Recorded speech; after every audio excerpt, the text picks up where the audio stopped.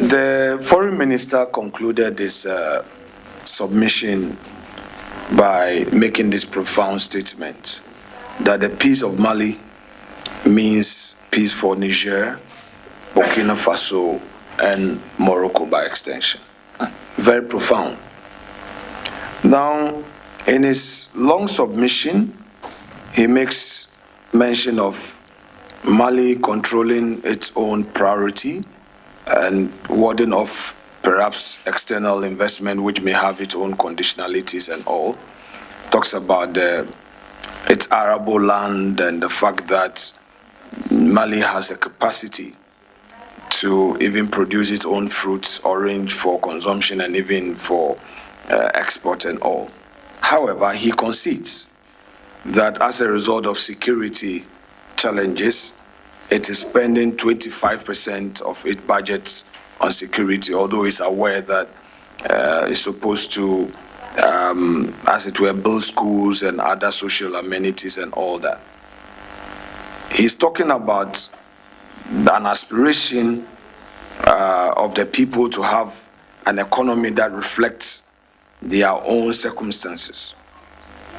Now, my question is, having regard to this reality, and for me, spending 25% of your budget on security is not sustainable over a period in a situation where your economy is also shrinking.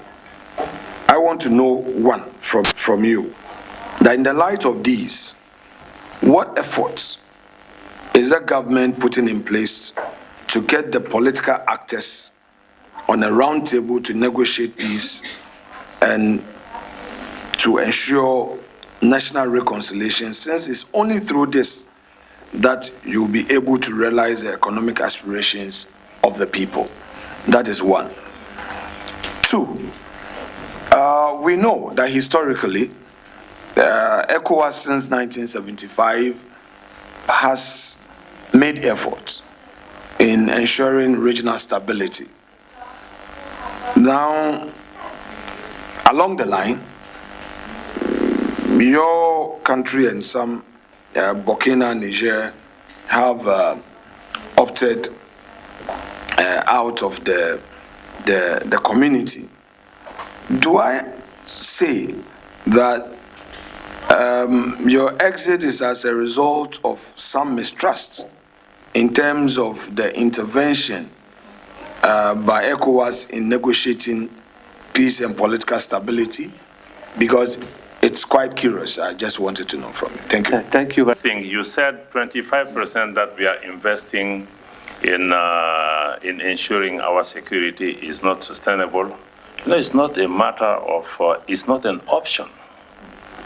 It's a matter of, if we are not spending this, even above, we will not exist as a country. I will not be here to talk to you.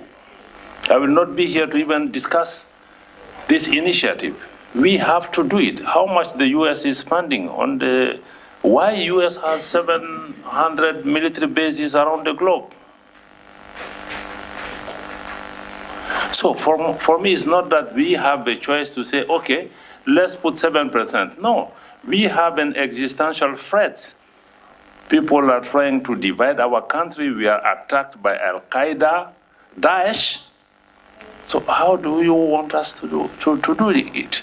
And we are not receiving any external support for our security. And we are doing we need congratulations instead. And as we are doing 25% in the security, we are paying salaries. We are investing in the industry. We are investing in the agriculture. And Mali, Burkina, and Niger, our economic growth rate is much higher than many of the countries which are perceived to be at peace.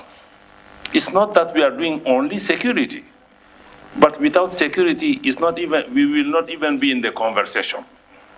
And we will not count on foreign, because we have received foreign assistance for 10 years. Many was free, but the conclusion is that it was a failure. And we have to take in our hands. If we have to spend more than 25% to exist, we will do it. It's the most highest national issue for us to exist as a country. So for us, it's not a luxury to say, okay, I have option one, I have option B. If it's the only option, maybe we'll do it. So we exist as a country. The second, as you said, to put the political actors around the table, maybe you have not been following the political development in Mali closely. In 2021, we organized the national dialogue in Mali with all actors, where we design pact for Mali in terms of peace, security, economic development, whatever, including in the diplomacy. And we are implementing the roadmap from that national dialogue. And 1 year ago, we organized what we call the inter-Malian dialogue, when we pull out from the Algiers agreements, which we found was too influenced by the external actors. Mali have decided to go for a new paradigm, that peace in Mali will not be discussed remotely in Paris, in Washington, or in Algiers or else. It will be in Mali only. We want to domesticate our peace process. And then this end up with key recommendation about peace and reconciliation, including how to address the dialogue with terrorists and others. This is a recommendation. This is what we are implementing.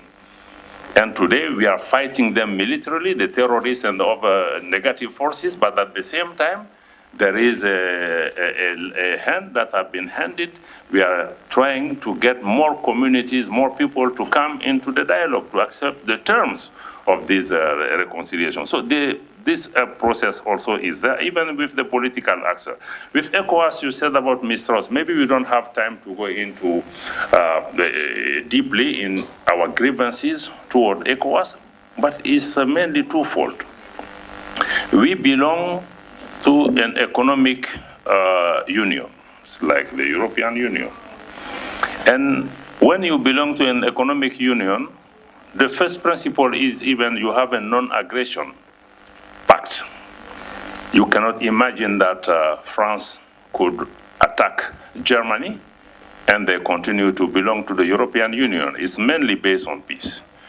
But despite that, ECOWAS have decided to attack Niger because there have been change in the leadership in Niger, which is fine. But what we knew is it was not even ECOWAS, because ECOWAS does not any capability. ECOWAS has a standby force which has been on the standby for more than 20 years, and we knew that it was some external actors who had some geopolitical issue to address with Niger, who wanted this military. They want the rubber stamp of ECOWAS to allow them to go and attack Niger. And we told ourselves, okay, first, they closed our border, they imposed financial sanctions on us, which were illegal because they were not in any treaty. I challenge you or any of the ECOWAS leaders to come to show me what is the provision of the treaty to say you can close a border of a country. It doesn't exist, but they did. And they go beyond that to say, now we will attack you because of your membership. We belong to the organization which is used against us to attack us as a country. And we say we have to draw a line. This is from that point that Burkina and Mali said, if you attack in Niger, be assured that you are at war with us as well, because we knew that the attack in Niger was not supposed to stop in Niger. They will continue in Bamako and Ouagadougou. This is where I think the problem came in. As an organization where your DNA is to integrate, when you start to disintegrate, as I said about using the currency as an arm, if you are meant to integrate and you start yourself to disintegrate, ECOWAS has attacked its own DNA. This is where the issue of mistrust came in, and it's very deep. So we don't have an assurance that I can abandon my sovereignty to an organization, and that organization instrumentalized sometimes by external actor, instead of promoting friendship, brotherhood, solidarity, They come to punish me, my people, and attack me militarily. That fundamentally is unacceptable. That's why we say, okay, we will not allow anymore any organization to which we belong to have this power that can be used against us. That's the fundamental. And I think that ECOWAS Parliament should really understand those things, because it's very, very important. Organization has become a threat to us, and that is fundamentally unacceptable. I don't know if I express myself very well in English, but that's the point. Thank you very much, Mr. Thank you very much, Mr.